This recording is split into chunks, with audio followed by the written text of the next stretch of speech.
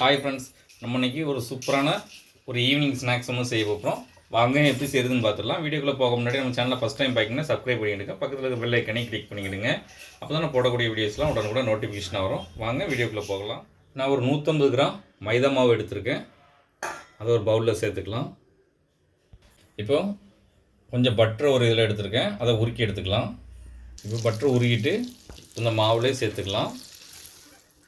இதில் கொஞ்சம் chilli flex சேர்த்துக்கலாம், கொஞ்சமாக எள்ளு, கொஞ்சம் கருவேப்பிலை, கொஞ்சம் இதுக்கு தேவையான அளவு உப்பு. இதை நல்லா மிக்ஸ் பண்ணி விட்டுருவோம்.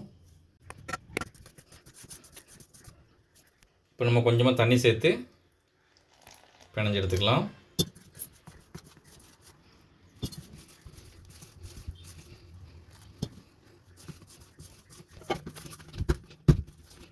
இந்த அளவுக்கு நல்லா பிணைஞ்சிட்டோம். இந்த அளவு இருக்கணும். காயாமல் இருக்கிறதுக்கு லேசாக எண்ணெயை தேய்ச்சி வச்சுருவோம். இது 10 நிமிஷம் அப்படியே இருக்கட்டு. ஒரு 5 நிமிஷம் ஆகிட்டு இந்த மாவை 2 பாதியாக பிரித்து எடுத்துக்கலாம்.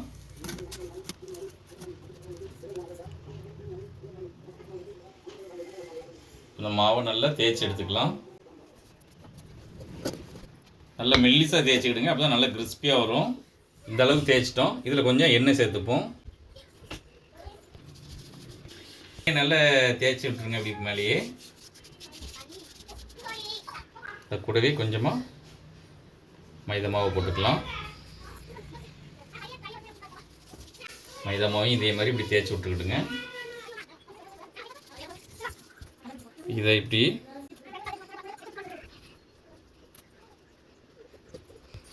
இந்த கார்னரில் கொஞ்சமாக வெறும் தண்ணி அப்படி தொட்டு போட்டு விட்ருவோம்.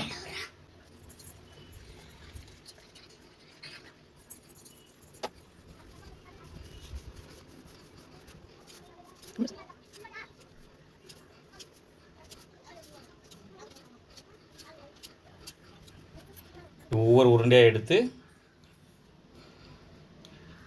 அதுக்கு மேலே லேசாக மாவு போட்டு அதை தேய்ச்சிக்கலாம்.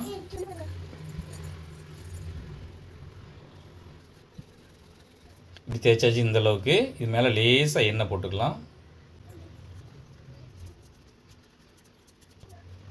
மேலே கொஞ்சமாக மைதா மாவு போட்டுக்கலாம். இப்படி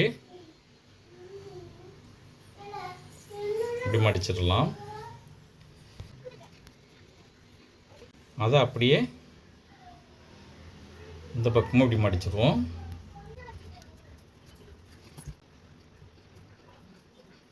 போர்க்கை வச்சு மேலே கொஞ்சமாக இப்படி குத்தி விட்டுப்போம்.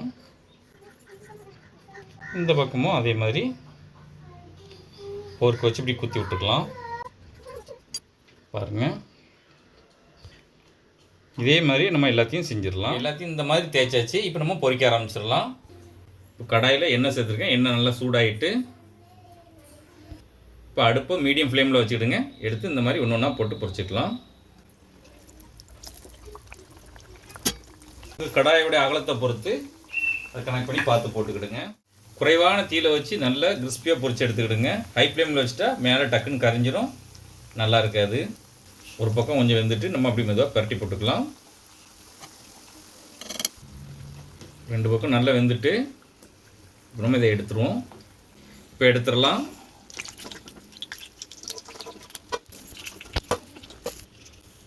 அடுத்தால இதே மாதிரியே நம்ம போட்டுக்கலாம். போடும்போது கொஞ்சம் பார்த்து போடுங்க, கையில் எண்ணெய் பட்டுறாமல். இதையும் மீடியம் ஃப்ளேமில் தீய வச்சு 2 பக்கமும் நல்லா பொன்னிறமாக பொரிச்சு எடுத்துக்கலாம். இப்போ 2 சைடும் நல்லா பொன்னிறமாக பொரிஞ்சு வந்துட்டு இப்போ எடுத்துடலாம். இப்போ அடுத்தால இதே மாதிரியே போட்டுக்கலாம்.